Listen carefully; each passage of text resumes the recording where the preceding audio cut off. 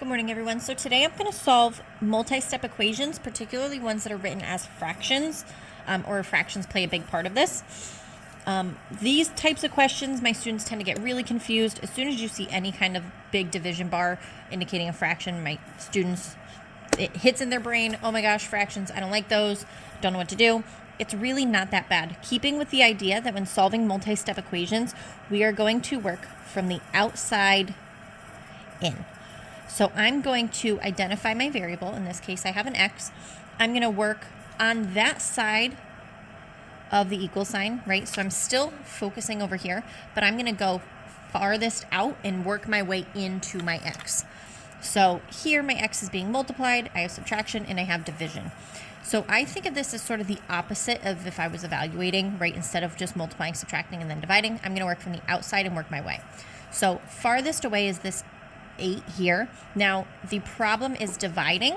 Keeping in mind, again, you are doing the opposite of what is being done in the problem.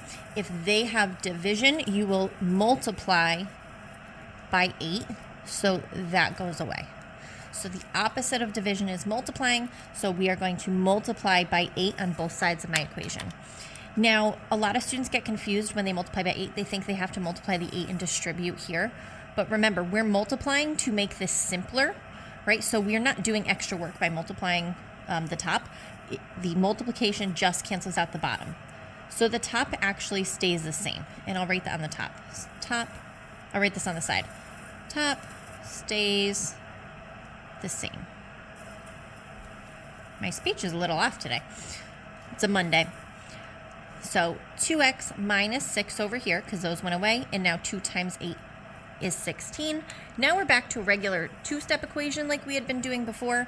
I am still working from the outside in, so I'm going to take care of this minus 6, which is farther away. I'm going to add 6 on both sides.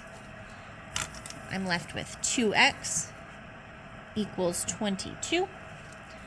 This is being multiplied, so I'm going to divide by 2,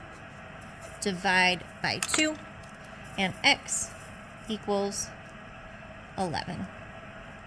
So just working from the outside in, I want to show you one other type of fraction problem that confuses my students. So I'm going to slide this all the way over here, and I'm going to do another example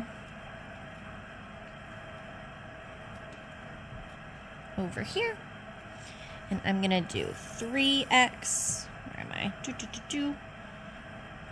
3x over 5 minus 2 equals 4. Sorry, whoever this is bothering that I wrote in between lines. Habit when I do fractions.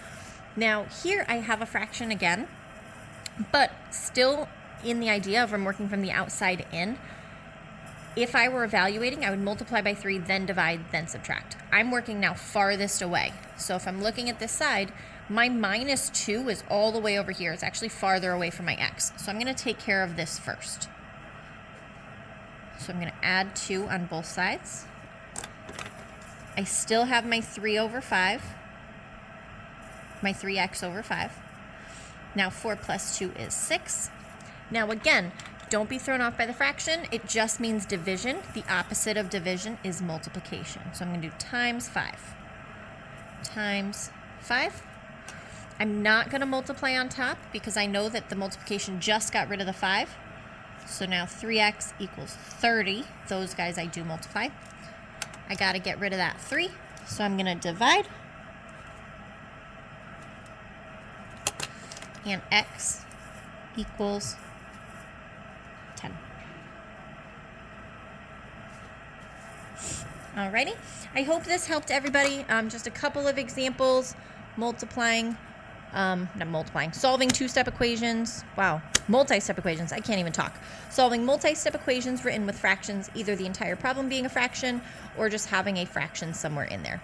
Hope this helps. I know it's a Monday, at least for me. Not sure whenever you're watching this, but hope this helps. As always, follow along for more math explanations.